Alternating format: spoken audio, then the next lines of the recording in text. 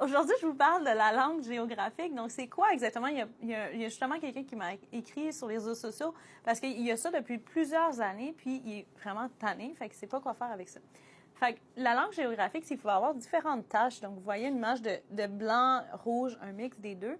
Des fois, il n'y a pas de symptômes du tout, donc c'est juste bénin, c'est juste esthétique, mais dans certains cas, il va y avoir une certaine brûlure au niveau de la langue.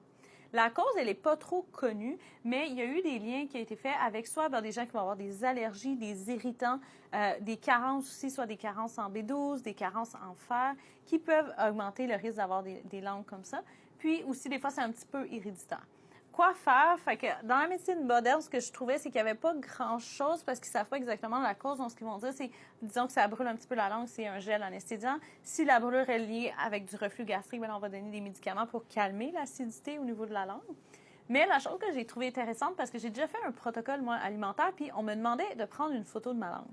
Fait que j'ai posé la question de pourquoi. Puis ce qu'on m'expliquait, c'est que la langue, dans certaines médecines plus alternatives, holistiques, est un reflet de comme l'intestin, les muqueuses, comment ils vont. Fait que si l'intestin va pas bien, ça va se refléter au niveau de la langue.